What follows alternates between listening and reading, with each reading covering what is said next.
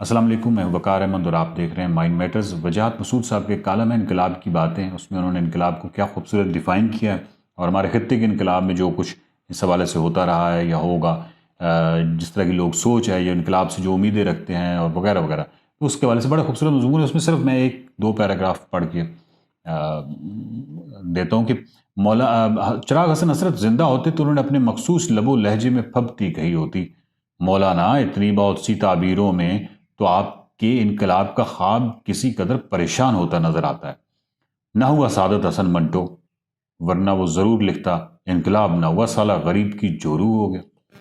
مسئلے کے انقلاب کے ہم ایسے منحرفین کے لیے یہی بہتر ہے کہ ان گیانوں کے اشلوک چھوڑ کر فرنگ آصفیہ سے رجوع کریں۔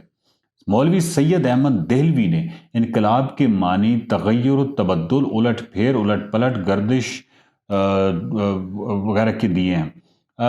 جب قدیم اجتماعی بندوبست اور نظام انسانی سماج میں سامنے آنے والے نئے ذرائع پیداوار اور ان کے نتیجے میں بننے والے پیداواری رشتوں کو جذب کرنے میں ناکام ہو جائے تو ایک ایسی بنیادی تبدیلی جو پرانے سیاسی، معاشی اور معاشرتی ڈھانچوں کو یک قلم مسترد کر کے انسانی تاریخ میں ایک نئے دور کا آغاز کرے، سیاسی اصطلاح میں اسے انقلاب کہتے ہیں۔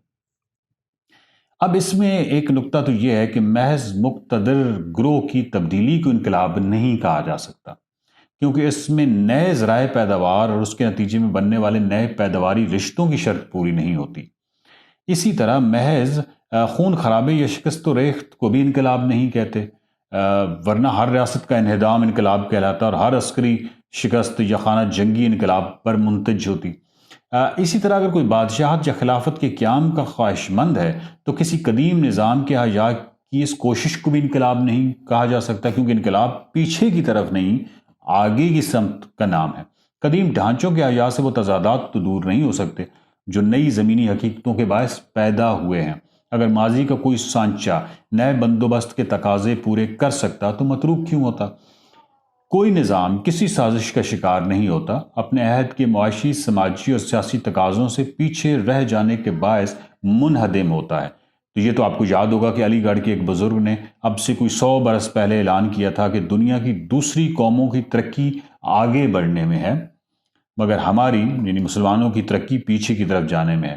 اس قول فیصل کے بہت بعد عباس تابش نے کہا تھا، ہمارے پاؤں الٹے تھے، فقط چلنے سے کیا ہوتا، بہت آگے گئے لیکن بہت پیچھے نکل آئے۔ امید اب یہ تو پڑھنے والے خود بھی بتا سکتے ہیں کہ سانکھ مچولی میں کچھ ترقی بھی ہوئی یا پچھلی بھی کھوئی۔ کالم کا ورک نبٹ گیا۔ چلتے چلتے فیض صاحب کی ایک حکایت سنتے ہیں۔ روایت ہے کہ ایک انقلابی صاحبزادے بے قرار ہو کر فیض صاحب کی خدمت میں پہنچے اور مچل کر پوچھا، فیض صاحب انقلاب کب آئے گا؟ فیض نے سگریٹ کا کش لیا، ایک مخصوص دھیمی سی کی اور کہا،